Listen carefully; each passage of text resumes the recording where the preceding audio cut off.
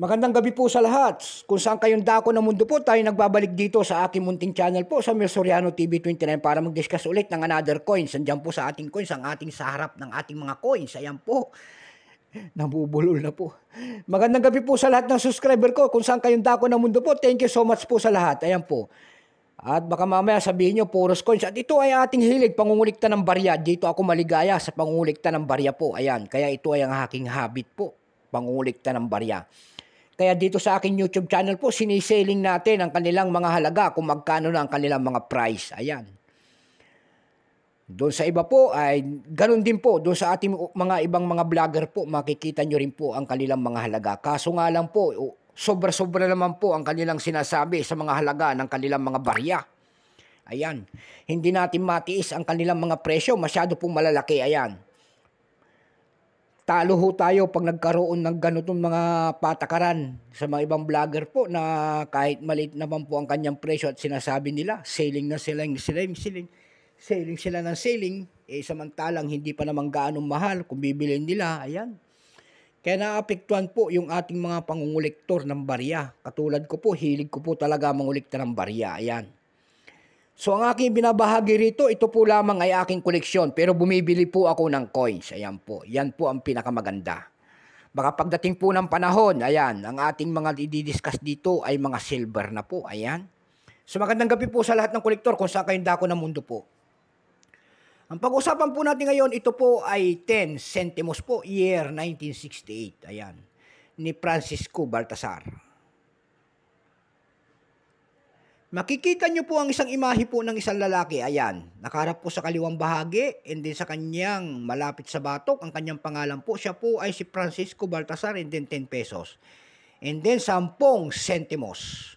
Pagkatalikod ho natin, makikita po natin ang kanyang harap. Ito po ay ang kanyang harap. Ayan po. Baka sino pang hindi nakakaalam, baka sabihin nyo likod, harap pala to. Makikita nyo po ang year na 1968 yan, ang paggawa sa barya na ito, and then Republika ng Pilipinas, kung tawagin yan, Coat of Arms of the Philippines po, and then selyo po ng ating BSP na luma. Makikita nyo dyan, na arangkada po ang nakatayong leon, and then nakabukang pakpak na agila, and then tatlong bituin po. Ayan, yan, ipasabihin po natin kung anong mga simbolo niyan. Ayan.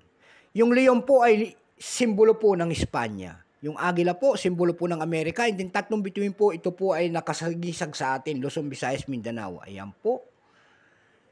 Bago tayo magsimula sa ating talakayan, kikilalanin mo muna natin siya. Siyempre, issue po, Philippines, period, Republic, 1946, up to date po, type, standard circulation coins, years, 1967 hanggang 1974, value nito, 10 centimos po. Ayan, currency, piso, 1967 up to date po. Composition po nito ay nickel brass. May bigat po itong 2 grams, may haba po itong 17.85 mm, may kapal po naman itong 1.5, 15 mm. Hugis po, syempre bilog, orientation nito, coin alignment.